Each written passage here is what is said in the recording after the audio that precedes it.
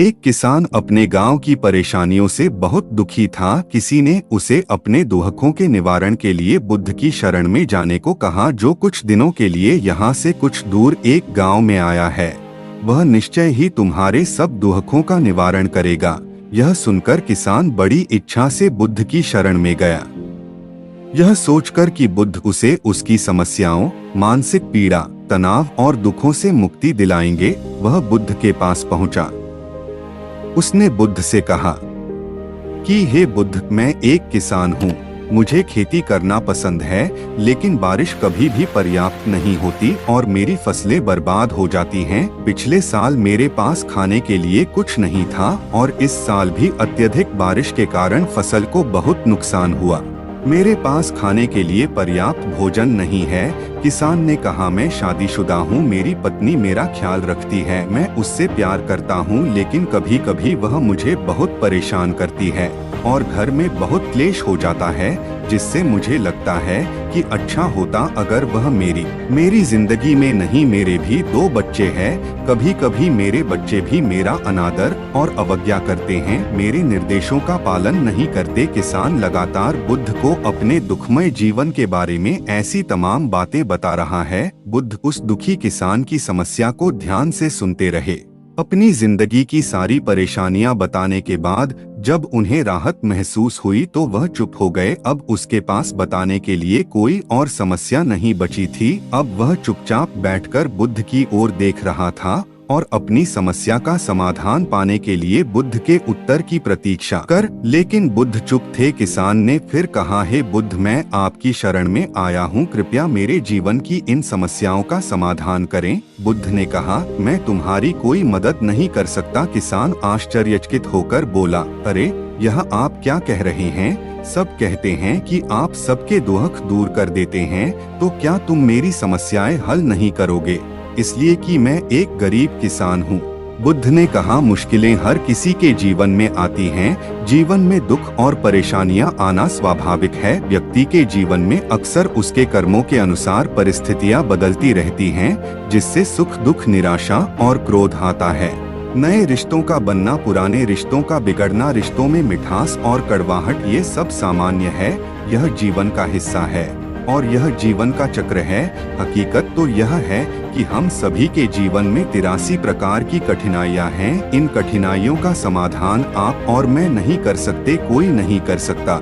जिंदगी और जिंदगी में बनने वाले रिश्ते स्थिर नहीं होते। एक दिन रिश्तेदार भी चले जाएंगे और जिंदगी भी खत्म हो जाएगी, लेकिन ये समस्याएं वैसे ही रहेंगी जैसे आज आपकी जिंदगी में हैं और कल किसी और की जिंदगी में होंगी। इस पर किसान अपना नियंत्रण खो देता है और क्रोधित हो जाता है और ऊंची आवाज में बुद्ध से कहता है कि हर कोई कहता है कि तुम्हें एक महात्मा, एक सिद्ध पुरुष, एक प्रबुद्ध व्यक्ति होना चाहिए। मैं इस विश्वास के साथ यहाँ आया हूँ कि आप मेरी मदद करेंगे। यदि आप मेरी समस्याएं हल नहीं कर सकते तो मेरा यहाँ आना व्यर्थ था। हर कोई झूठ बोलता है कि वे समस्याओं का समाधान करते हैं। आपने मेरी एक भी समस्या का समाधान नहीं किया। तुमसे अच्छे तो वह महात्मा हैं जो 2 वर्ष पहले मेरे घर आए थे। उन्होंने मेरे लिए यज्ञ कराया, दान दक्षिणा दिलवाई और मेरे मन को असीम शांति मिली। कुछ सुख भी बढ़े और कुछ दुख भी कम हुए। लेकिन तुमने मेरी कोई भी समस्या हल नहीं की। तुमने मुझे सीधे तौर पर मना कर दिया। बुद्ध ने कहा, क्या वह सब करने से जीवन के सारे दुख समाप्त हो गए? इतना कुछ करने के बाद भी अब आप इतने परेशान क्यों हैं? अब आप पहले से भी ज्यादा दुखों से घिर गए हैं। तात्पर्य यह है कि जीवन में दुख कभी समाप्त नहीं होते। किसान बोला, तो क्या मैं मान लूं कि तुम मेरी मदद नहीं कर सकते? यदि आप ऐसी छोटी छोटी बातों का समाधान नहीं कर सकते तो आपके उपदेशों का क्या लाभ? बुद्ध ने कहा, मैं तुम्हारी 84वीं समस्या का समाधान तो नहीं कर सकता, लेकिन हाँ, मैं तुम्हारी 84वीं समस्या का समाधान अवश्य कर सकता हूँ। किसान आश्चर्यचकित हो गया और बोला, 84वीं समस्या क्या है बुद्ध ने कहा, यानी कि तुम अपने जीवन में कोई समस्या नहीं चाहते। आपकी सारी समस्याएं इसी समस्या के कारण उत्पन्न हुई हैं। यदि आप इस तथ्य को स्वीकार कर लें कि जीवन में समस्याएं मौजूद हैं और समस्याएं जीवन का हिस्सा हैं, तो आप जीवन की समस्याओं से विचलित नहीं हो पाएंगे।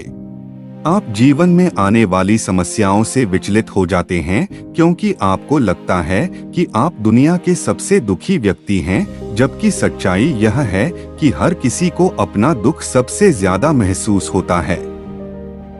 लेकिन जिस दिन आप यह समझने लगेंगे कि मेरा कष्ट अन्य लोगों की तुलना में बहुत कम है, उस दिन से कोई भी दुख आप पर प्रभाव नहीं डाल पाएगा। जब तक आप नहीं चाहेंगे कि आपके जीवन में कोई परेशानी न आए और आप हर दुख दर्द से बचे रहें, तो यह संभव नहीं है। ऐसे में छोटा सा दर्द भी आपको बेचैन कर देगा और आपकी मानसिक शांति भंग कर देगा। अगर आपके जीवन से परेशानियां पूरी तरह से दूर हो जाएं, अगर आपको हर दिन हर पल बिना दुख और कठिनाइयों के जीवन जीने को मिलेगा, तो आप ज्यादा दिन तक ऐसा नहीं जी पाएंगे।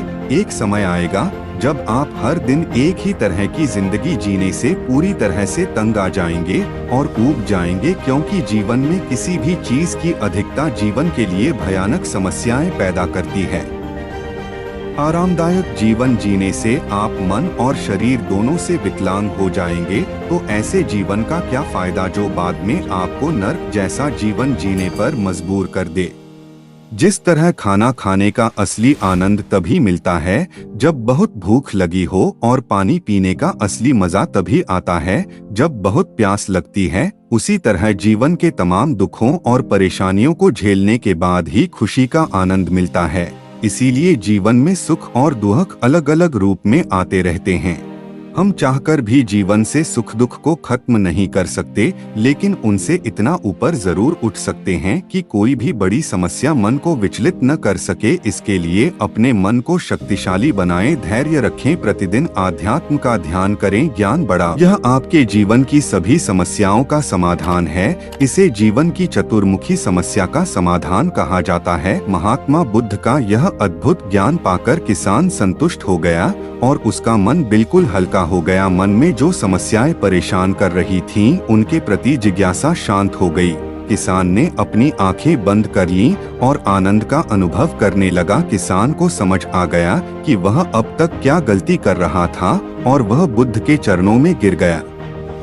तो दोस्तों, मुझे उम्मीद है कि महात्मा बुद्ध की इस कहानी बुद्ध प्रेरणादायक के माध्यम से आपके जीवन की कई समस्याएं समाप्त हो गई होगी या कुछ समस्याओं का समाधान मिल गया होगा।